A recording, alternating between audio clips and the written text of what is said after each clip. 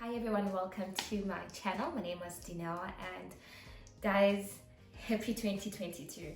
Okay, firstly, hasikele ghost you guys. Like, it's been a hectic 2 months for the past November and December, and yeah, work has been so hectic. I barely found the time to record and edit and do all those things. I really did want to, but I barely had the time to do it. But now we're in this new season, and hopefully you're going to enjoy some of my content, and I hope it's very helpful, and I hope it helps you as you're starting out to fully understand what vegetable production is and how you can go about it in a manner of making it a business, right? So anyway, today we're going to be visiting a couple of my friends who own a nursery in Soweto, Johannesburg, and I hope you enjoy it. I hope you learn something, and I hope you can take something with that will help you in establishing either your own nursery or any other thing that you agribusiness that you want to get into. So welcome to my first vlog. Let's go, and Happy New Year.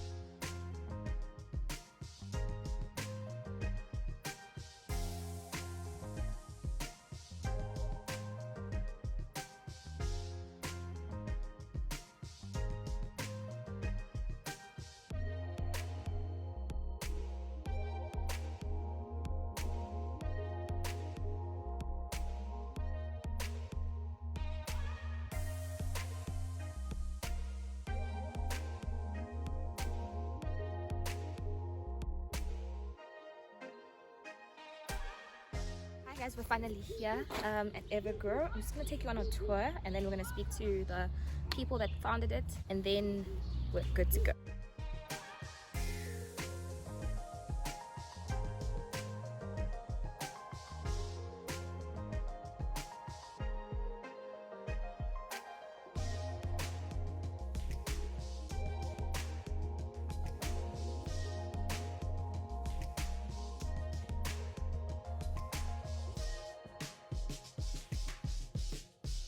Evergrow started when, well, we never thought that we could run a company like Evergrow initially. So we came up with the idea of rooftop farms back in the days, and I think it was in 2015, but the idea slid down, and then what we did was that Andile called me in 2017, was like, boy, remember the idea that you came up with? Let's try it next year. You understand? I think it was in November 2017, and then prior to that, what's the date today? It's the 4th. Yeah. Then 2018, on this day, me and Andile, we woke up and we're like, boy, let's just go register the company. On the 4th of January, that was when Evergrow was born. Or established. We started at my backyard with just only a cotton wool and few seeds. You understand? Try to experiment, and we kept on trying to experiment and also trying to learn the business as well. But initially in our minds, we wanted to do rooftop farm, we wanted to do hydroponics, but when we were around people, we saw that people were struggling with seedlings. So we started trying to find out who are doing seedlings, how are seedlings being done, where can we find them, and how often do farmers travel to get seedlings. So what we did was like, okay, let's put ourselves in the shoes of the farmer, and then we got in a car, went to buy seedlings, and we saw that it was a struggle for farmers just to get seedlings. I mean, like, just to get 1,000 seedlings, like, farmers would normally spend a lot of money.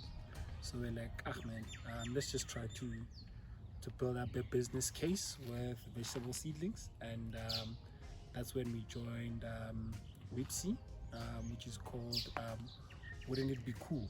So from there, we started working in Bram. 2008, late 2000 and early 2019, we worked in Bram, and then from Bram, early 2020, that was when we moved here in Soweto, and we've been here in Soweto, and we're constantly advocating for food security, and like they always say, I mean, like, where there's food security, that's where you're most likely to find Evergrow.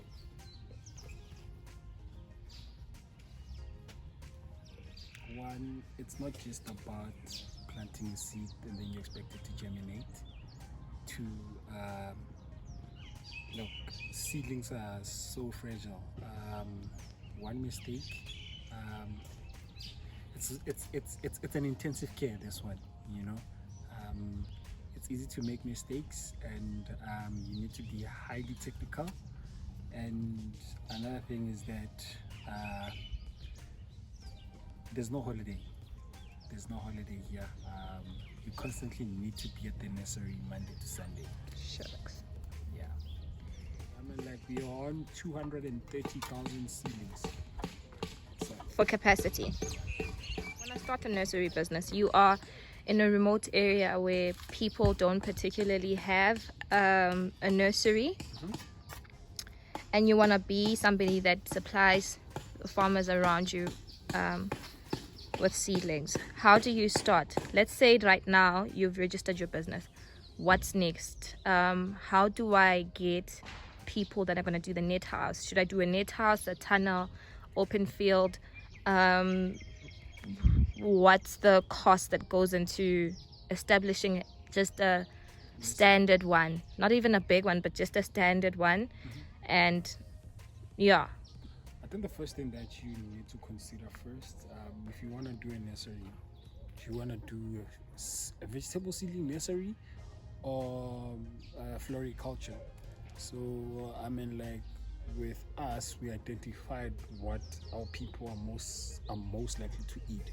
Do you understand? So your cabbage, those are the things that people normally eat. So we try to also build up a business case whereby we constantly went around and see what are people actually eating on day-to-day basis, from your restaurants to your workers to having your Joburg City Market, just to see who are people that are most likely to find there.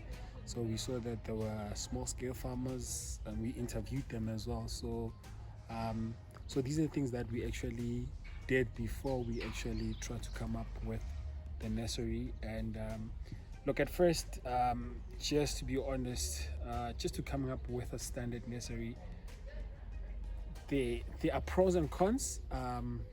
With I mean, like when you're running a nursery, you need high technology, so it's high tech. Do you understand? So it's not just waking up and trying to establish a nursery. You need to be also highly technical. So if you're running a standard nursery like this, you need to be 120% technical.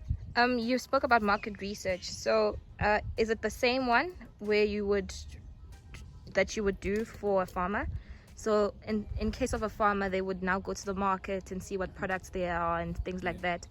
Is it the same, or will it be different because these are seedlings, right? Yes. So obviously, will I go out as a person that wants to start a nursery and go and ask farmers what are they planting and when are they planting it? Or should I go to the market? Well, see, like running a nursery is like running an investment company. So you need to be ahead of farmers. So you need to look at the trends also, as in like understanding and also being around farmers, just trying to look at what are they planting, when are they planting, and what would they likely to plant in the next 3 or 4 months, and also challenges that they are bound to face also. So you need to forecast all those challenges, so that, because once everything gets messed up in the nursery, the operation of the farmer also gets messed up. Essentially, need to be on your toes. So as with market research, you need to, so it's like a hybrid. You need to also look at what the farmers have and also look at the market. So the market tells you what it's actually selling at the moment. So next year by this time, you'll be on your toes, and you can tell farmers this is what you have at this particular stage, so that farmers can also be able to come and buy in time, and then be able to make more sales as well. Well, there are challenges. We try to partner up with bigger nurseries as well. We've experienced those challenges whereby a farmer would place an order, and then we don't deliver in case of maybe load shedding strike, heat wave strike, those kind of things. You understand? So what we've done currently is that we've tried to change our model as well, because I mean, like, as much as we're not a high-tech company when it comes to operation, but we're trying to mitigate those risks.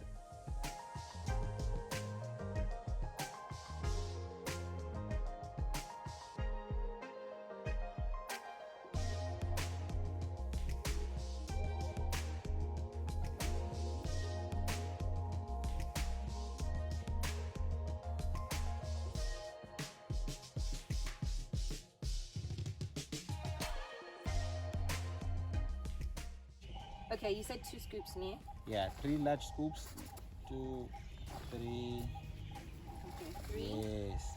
And then what you're then gonna do, you're just gonna brush it over. So what you're just making sure that it just fills the holes forward. Yeah, the holes. But you Straight. you don't like densely pack it, just lightly. Okay. Yeah. And then Alright, and then do you prefer these square ones over the circle ones, or just both? we definitely prefer the circle ones. The Why? square ones, so they come in different sizes, pore size, so the plug sizes. Yes. So this one is a smaller plug size. One is a smaller plug size. So that means that there's less media that gets used up by this tray. Oh, then Whereas this one. Yes. uses up more media. Yes, yes. So this means that with one media bag we get more trays From that one. From this one. As opposed to this one. Yeah, but also this makes the plug heavy. Because it uses more It takes media. it's using more media, but also it also has more water Retention. it has the because the volume. Oh.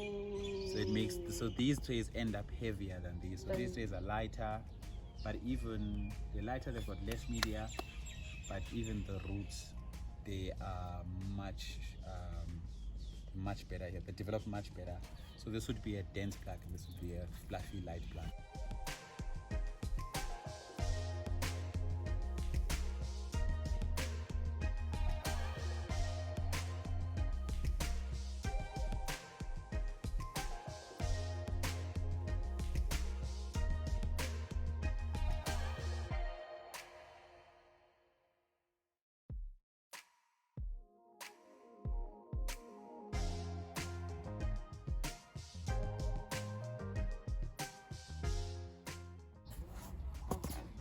So then after you fill this one, you'll then also feel the weight instantly.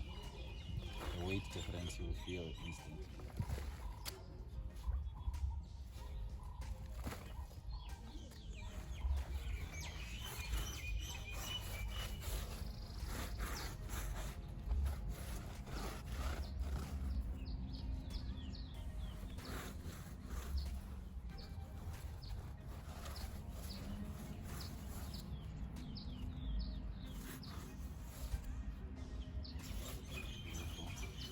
And then you just Close it up.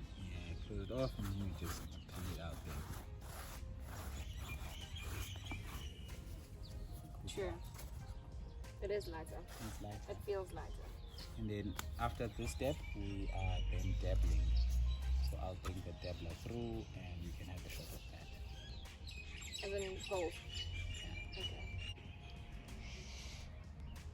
When you compare the cost of everything and the profit, would one have to always produce on a mass scale to make profit, or can one start anyway? Yeah, I mean, so it's different business models. We ideally are doing mass because that's what that's our target market and that's what we're preferring. But you can definitely do the 6 plugs, which should have like the 8 to 6 plug trays. Yeah. You've seen those ones. Those ones that you would get like a Kobo builders at your Yes, those big ones. yeah, those big ones that you get at your normal hardware. So those ones so maybe I'll sell my tray for spinach at like 65 bucks for 200 tags, but that one you can sell it at like 25. So for 8 you can sell it at 25 bucks. So it's profitable even though you're doing small plugs.